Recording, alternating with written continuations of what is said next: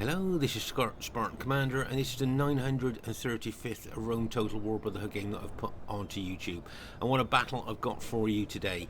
As you can see, this is fought on one of our new custom maps. This is one of our popular maps actually, and you can see you've got the big open plains if you want to fight out in the open. Or you've got the woods if you want to bring the barbarian troops to get that woods bonus, or if you want to hide some units in the woods to spring those nasty ambushes. You've got the rock feature here, okay, and as you can see, if you actually put your units by the rock, you get a slight higher ground advantage there, as you can see. So you might see during the course of the battle troops trying to get onto that position. As I say, you've got more woods there if you want to bring, as I say, your barbarian troops for the woods bonus, or if you want to hide units to spring those nasty ambushes. Okay, so our first teammate is Brotherhood member Fesen. Now Fesen's got 10 infantry, 6 archers and 4 cavalry.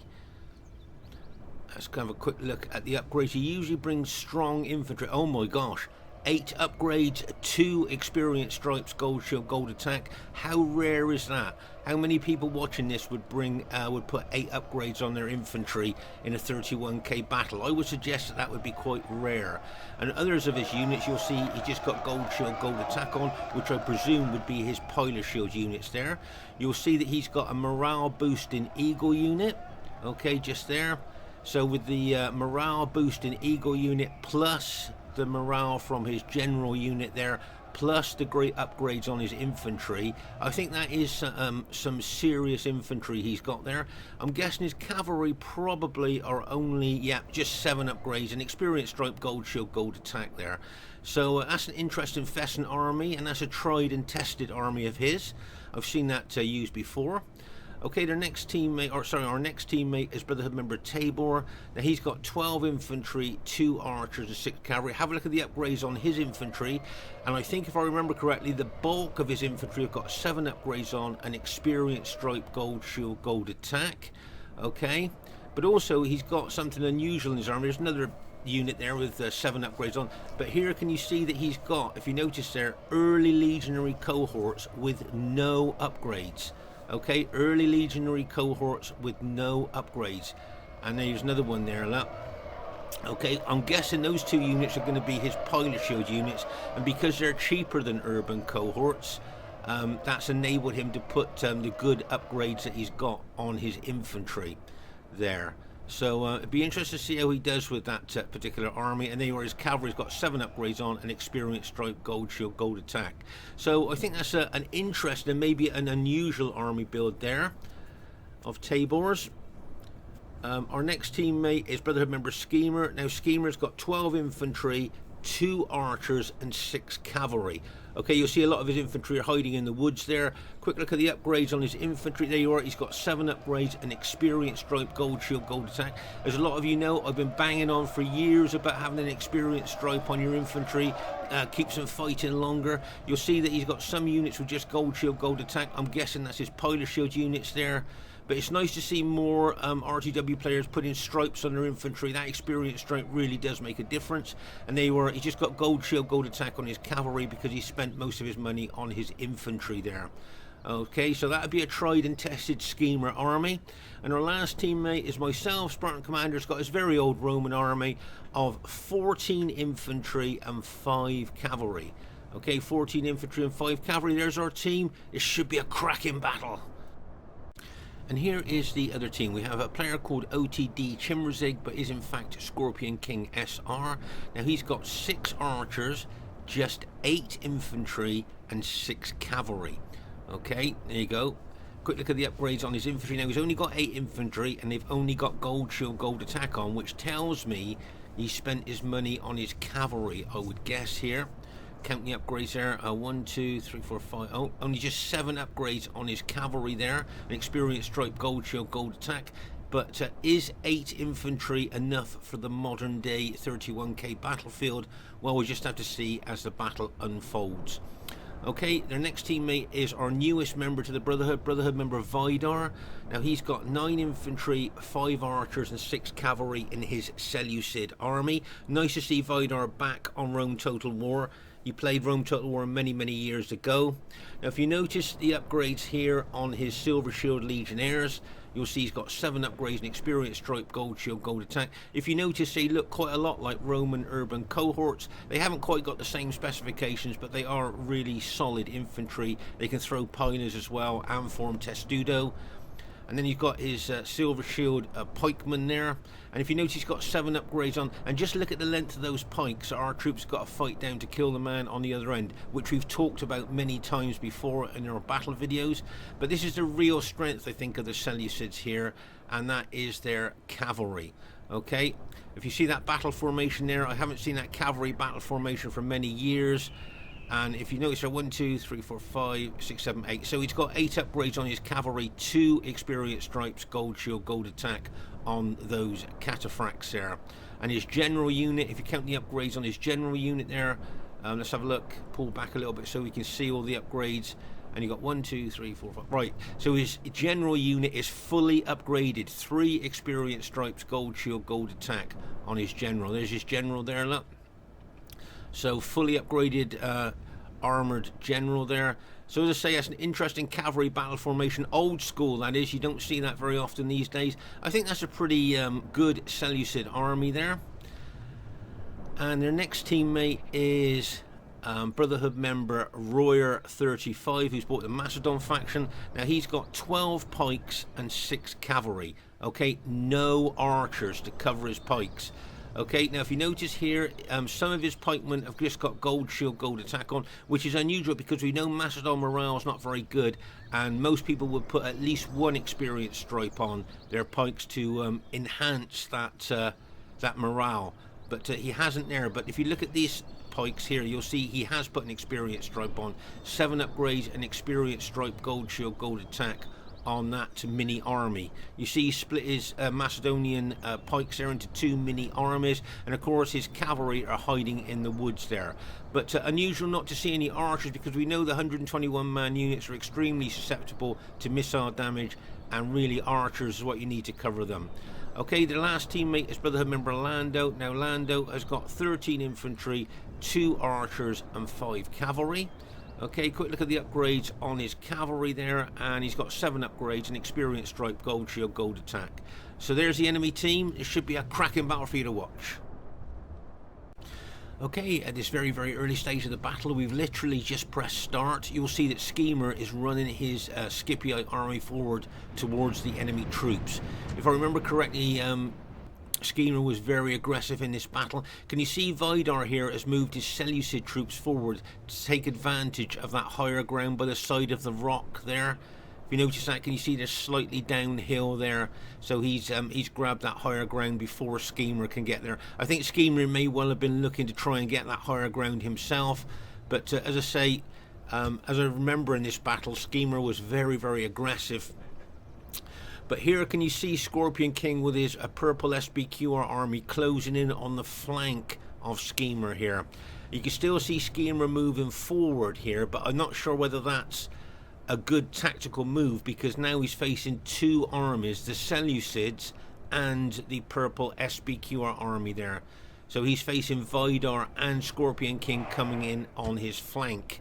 Okay, now if you notice here, I'm running over towards Skema as fast as I can, and I remember saying to Skema, watch your flank there, because you know, with Scorpion King coming in, there was make no mistake, we know Scorpion King is a very aggressive player. He would be looking to hit him, and Vidar would be looking to hit Skema as well. So I suggested to Skema to maybe pull back there, because he's in a very delicate position there. You can see Tabor trying to move his army as fast as he can towards him.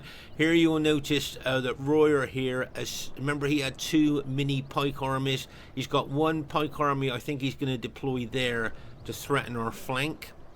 And you can see the other mini army of his, I think if I remember correctly, he's going to take round the rock there, round behind the rock, and reinforce the enemy battle line there with the secondary mini Macedonian army there. And you can see Lando getting over here as quick as he can. I think actually, if I remember correctly, Lando walked all the way so his troops were fresh for when he came into the battle. But here I think the best thing for Skema to do is pull back. All of you watching this, do you think that that would be the best tactical move for Skema to move back? And as I say, I did suggest that to him at this stage of the battle. There you go.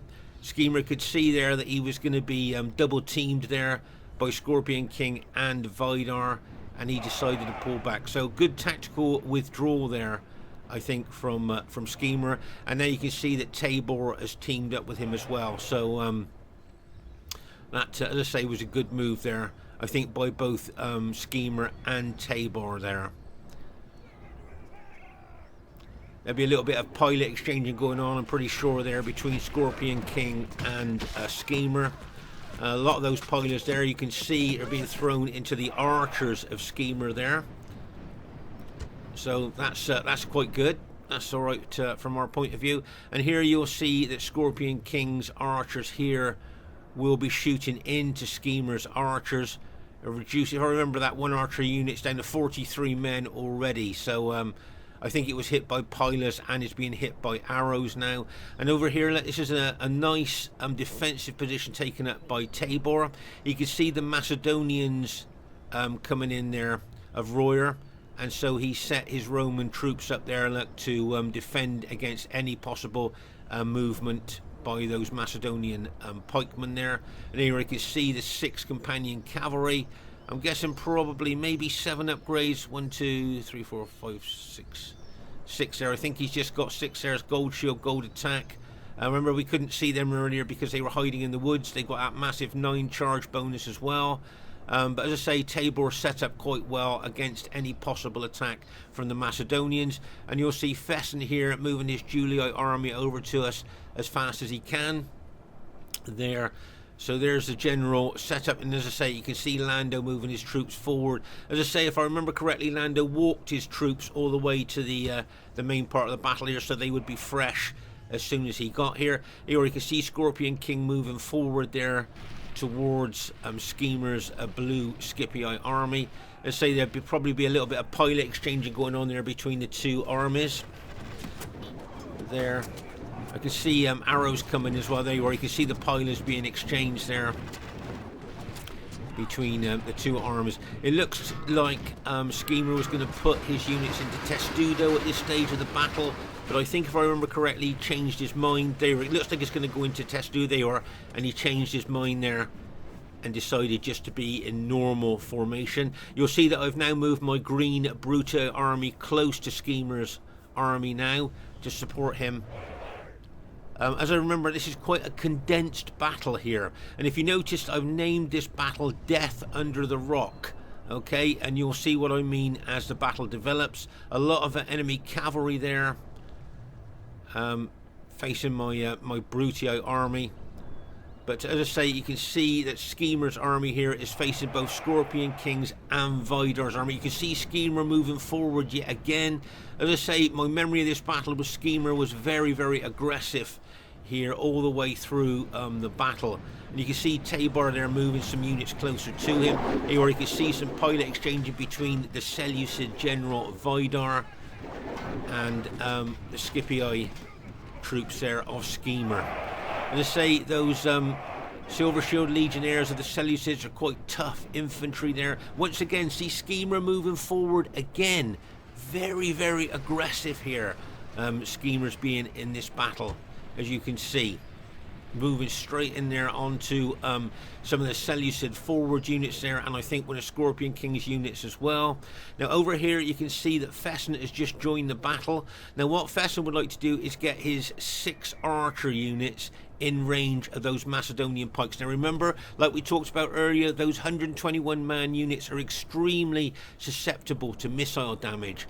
So Fesen could do a heck of a lot of damage to those Macedonian pikes with his 6 archers. So my guess is that Royer may well back those pikes off. Remember, Royer's got no archers in his Macedonian army. As I say, it's quite unusual because people that bring Macedon know that the pikes are very susceptible to any kind of missile damage, so they usually bring archers to cover the pikes. And here, as I say, you can see Lando just walking his troops over to the battle there, so that they will be fresh when he actually gets to the main part of the battlefield here. See a lot of their cavalry locked and loaded. And as I say here, I've moved my Brute army close to Skema's. Once again, can you see Skema going forward again there? Very, very aggressive. Backed up by Tabor. I see Tabor's got a couple of his infantry units there helping Skema. But as I say, Skema are very, very aggressive in this battle. You can see I'm moving my Brutii troops forward here. If I remember correctly, I think I moved my Brutii army over to the right there and kind of integrate my troops in with Skema's. We'll just have to wait and see as the battle opens up a little bit more. Okay, so let's just pause the game for a second here. So as we said earlier, you can see here that Fesen's got his archers in range of those Macedonian pikes now. Okay, make no mistake there, he's got his archers there, and when he starts shooting into those pikes, I think the only thing that Royer could do is back his pikes off, as he's got, as I say, he's got no archer cover there for his own pikes. So that's what I think he would do, is back those pikes off. Here you can see that Vidar here is now attacking the flank of Skema. Okay, you can see he's moved down from that higher ground and he's attacking Skema's flank and Vidar's flank there as well.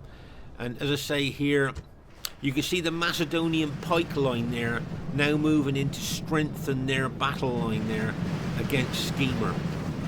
Okay, nice aggressive move there by Royer, and that's going to be, I think that Macedonian pike line there is going to be kind of like the backbone of their battle line there.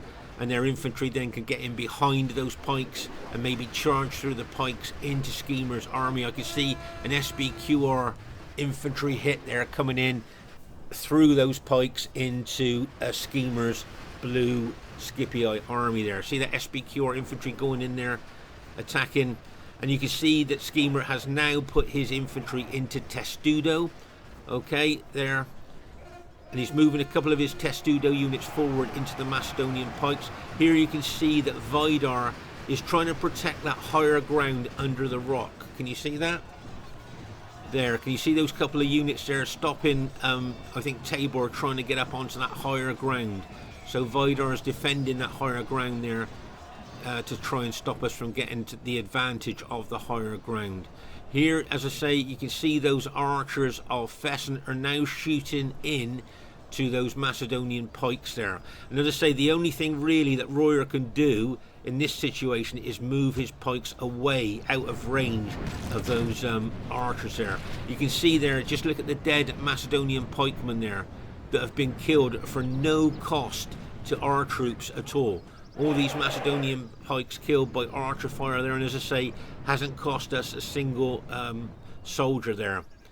So that's the what archers can do to the big 121 man factions. Here, as I say, this to me is going to be a real grinding down battle in this particular part of the battle. Now you can see Lando's infantry has now arrived. They're fresh. They've come from all the other side of the flank there, or on the other side of the battlefield, but they've walked, so they're fresh. You can see that Scorpion King is using his SBQR troops very, very aggressively here, attacking, as I say, Skema's forward units. Tabor is right behind Skema there. I'm supporting him. So nice bit of support there by Tabor. And here you can see me moving my green Brutii army over to the right to integrate my infantry units, or some of my infantry units, in with Skema and Tabor's units there, just to give them a little bit of support. I've put my guys on auto fire now, so make no mistake, there's a heck of a lot of pilots from my infantry being thrown into enemy troops there. And as I say, you can see I've moved over there to support Skema and Tabor. There's a lot of pressure on our centre there with that Macedonian pike line. Now over here you'll see that the other mini army of Royer that was being shot at by the by Fesen's archers is coming around behind the rock there, and I'm guessing he's going to strengthen that battle line with those pikes. And over here you'll see a lot of enemy cavalry accumulating here. Okay, now this here, now could this be a pivotal part of the battle here? Because if you notice there, if you count, you'll see that there are 18 cavalry, enemy cavalry units here. Okay, you've got 6 SPQR cavalry units, you've got 6 Macedonian cavalry units, and 6 Seleucid there, cataphracts. Remember, the companion cavalry and the cataphracts have got a 9 charge bonus. Remember, the charge bonus is the impact and penetration a unit can do. So there's 18 enemy cavalry units there altogether. Now, are they going to smash into my green Brutae army? Are they going to charge 18 cavalry charge bonuses straight into my Brutae army and try and smash and rout my infantry there? Is that what you think they're going to do? 18 really elite cavalry units charging into my infantry. Do you think that's what they're going to do? Try and smash and crash my infantry? Or do you think they're going to take that cavalry tactically round our flank? What do you think they're going to do there? Do you think they could bring those 18 units of cavalry around here and take out our cavalry there and then get in behind us? Because if those 18 cavalry units take out our cavalry, they can again get in behind us and then smash in to the rear of our engaged troops. Now, that would be a good tactical move there, I think, for the enemy team. It'd be interesting to see what they're going to do with that cavalry. But meanwhile, here you can see it's a real grinding down battle here.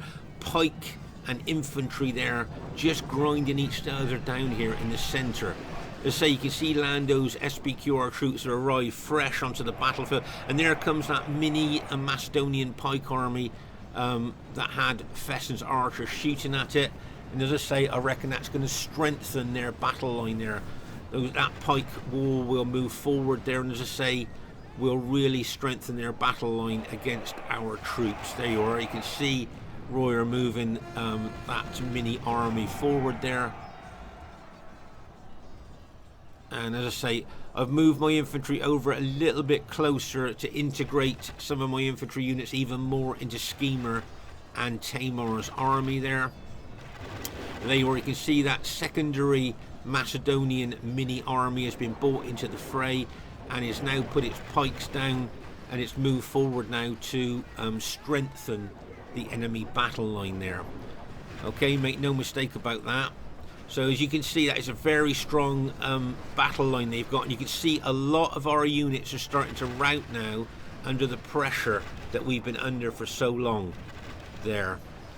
So things not looking very good for us, I don't think, at this stage of the battle. Right, let's pause the game for a second here. So you can see I've moved my Brutae army even further over to the right now to really integrate my infantry in with Tabors there and Schemers. Okay, so I'm trying to strengthen our battle line there, but still hold the left flank, if you see what I mean. Can you see what I've done there? I've moved over further to the right, still holding the left flank, but helping out in the centre as well as the enemy troops are closing in on us. But what really worries me is those 18 enemy cavalry units there on that flank. It'll be interesting to see what the enemy is going to do with that.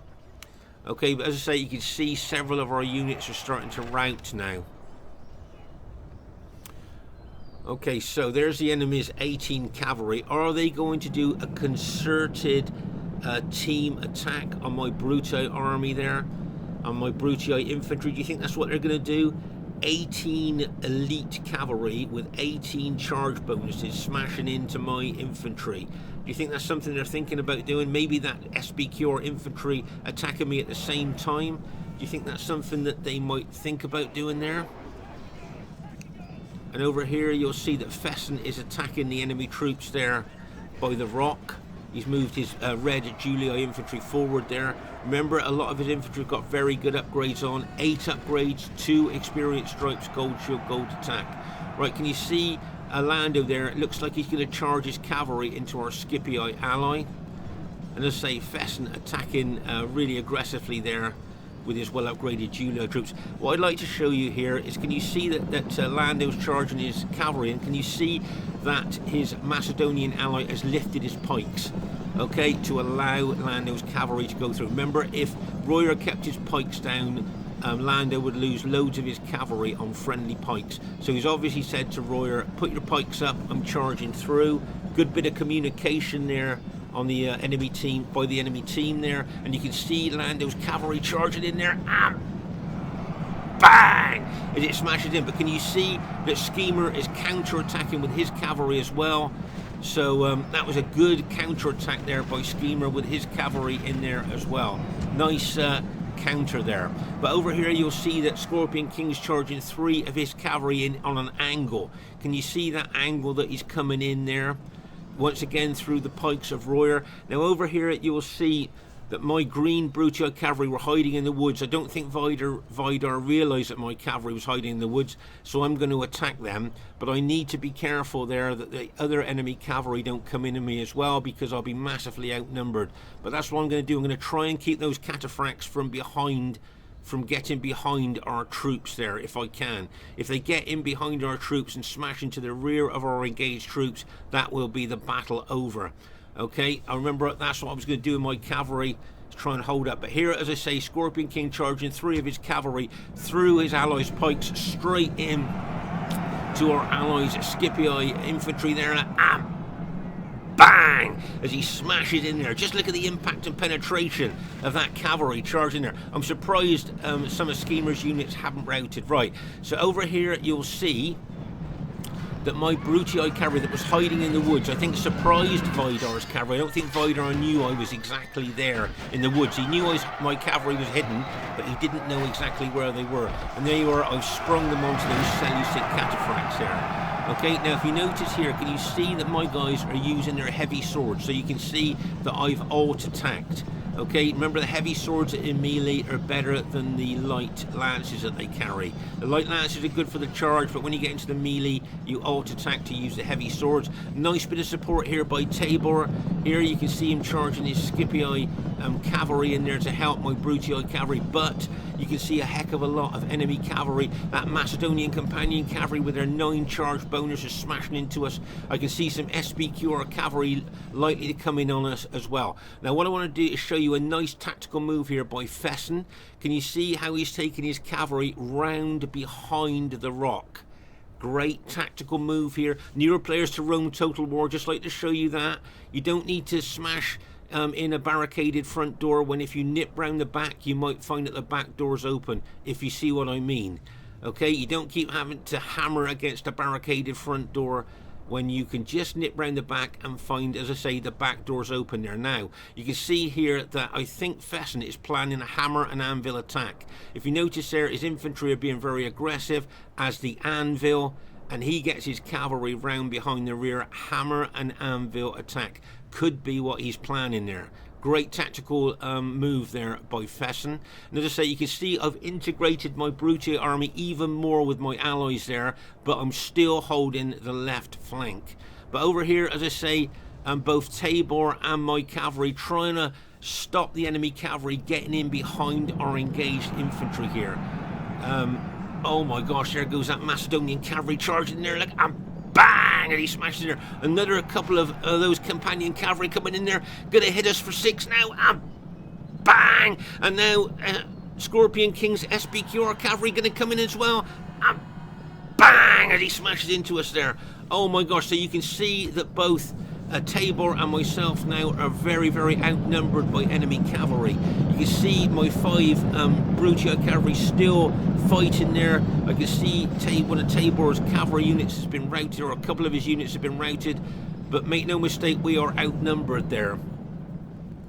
So things not looking very good. But as I say, Fesen got his Julii cavalry in behind the enemy troops. Now I think, if I remember correctly, Lando brings his cavalry over to counter Fesen's cavalry. There you are. Can you see Lando is now bringing his SPQR cavalry over to counter Fesen's cavalry there, and he's bringing some infantry over there as well. But meanwhile over here you can see that both Tabor and my cavalry are being inundated by enemy cavalry. We are vastly outnumbered here as well. And don't forget, those Seleucid cataphracts are alt-attacked, using their effective against armor maces there.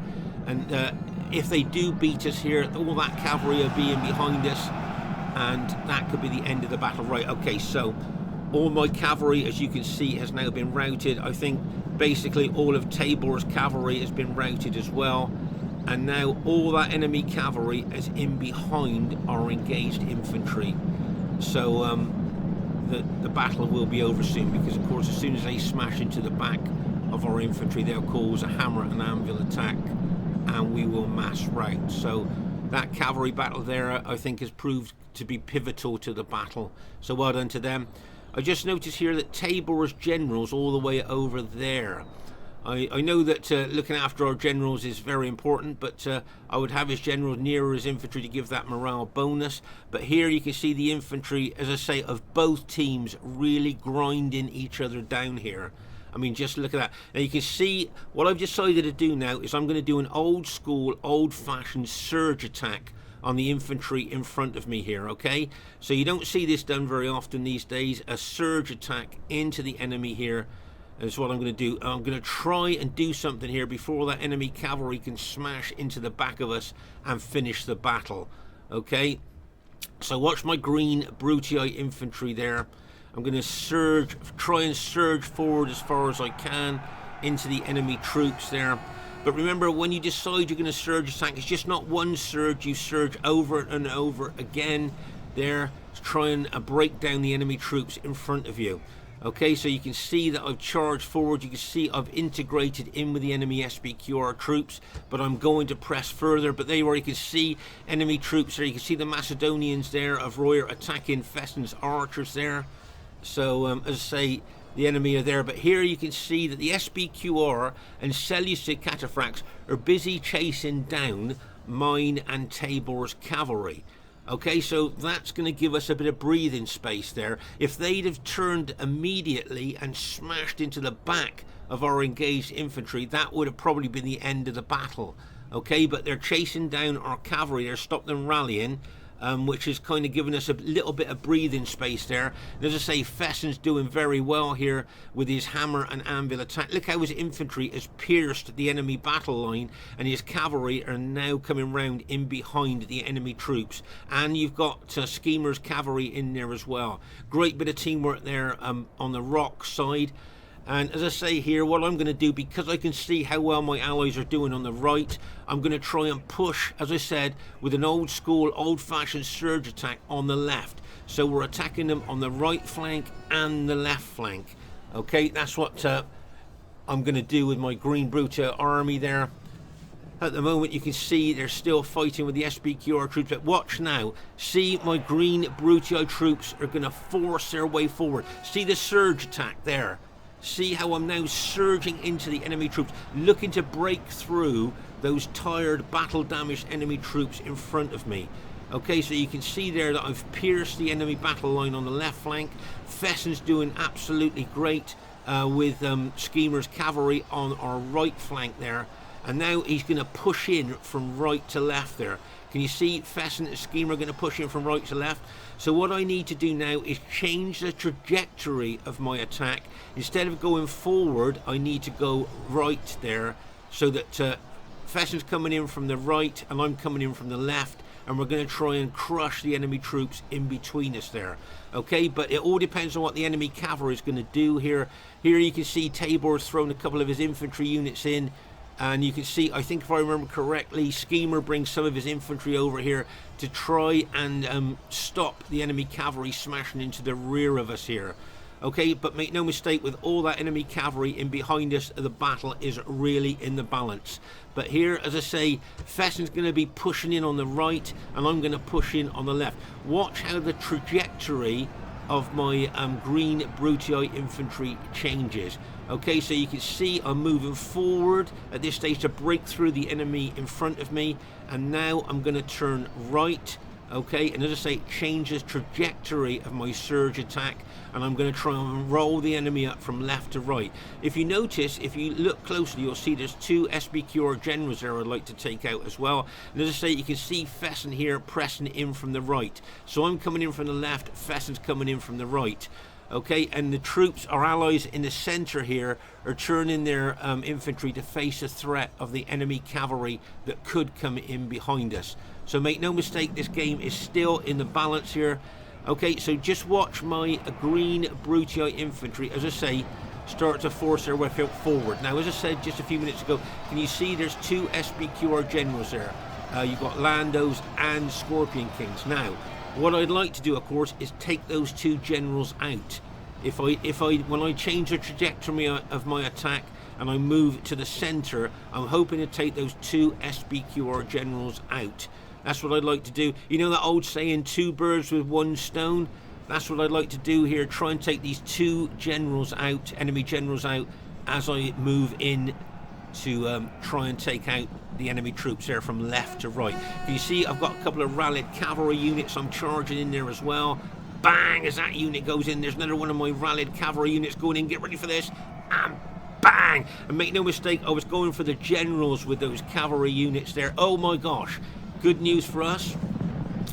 I've just managed to take out, as I say, Scorpion King's general and Lando's general. So they've lost the general morale bonus from those 2 generals. Now they've been routed.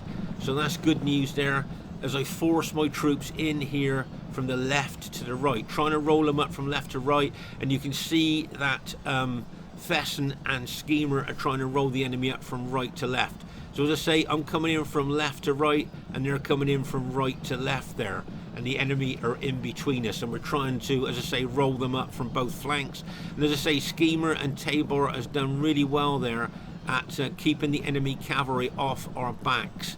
So well done to both, as I say, Skema and Tabor there, keeping them, keeping that cavalry away from smashing into us. As I say, Fesen and myself there, and Skema with his cavalry, they're really pushing in from both flanks now on the enemy troops. As you can see there, you can see I'm surging forward again there with my infantry there. You can see some Seleucid cataphracts smashing into my troops like a bang as they charge in there. But you can see several of the Macedonian units are, I think, going to start to rout soon. As I say, Fesen's pushing in from that direction.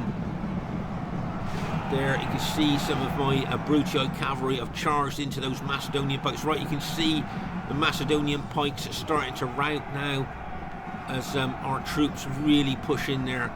You can see our Scipii ally is attacking as well, and that's the Macedonian general dead. So that's good news for us. You can see some more of that Seleucid cavalry charging in there. But if you notice, I've turned my troops now to face the threat of those Seleucid cataphracts there. And that's good news. I've just killed the general. So I've just killed the cataphract general as well. So, oh my gosh, I've killed 3 generals in this battle. There's a Seleucid general. Killed the 2 SPQRs and the Seleucid general there. So quite lucky for me there. And unlucky for them, I suppose. But there you go. And it looks, at this stage of the battle, like our team has managed to go on to win the battle. Yeah, there are some cataphracts left there, but they're very battle damaged, and there's not many of them left. So, as I say, it looks like our team has managed to go on and win the battle. Over here, you can see, remember we saw those Macedonians of Royer being shot by Fesen's archers there, causing those casualties there before they move around the other side of the rock. But here you can see this was a real grinding down battle. And like I say, you know, I called this battle Death Under the Rock, where they were. You can see now why it is called Death Under the Rock. Just look at all these dead fought under that massive rock there. And you can see, as I say, it was a real grinding down battle here. Make no mistake about that. It was an old-fashioned, old-school grind there. As you can see, as both armies were throwing reinforcements into their battle lines there. Just look at the dead there. Look at the cavalry, especially there, in amongst the infantry there. You can see the cavalry attacks that were thrown in there. And over here, you can see a lot of dead as well.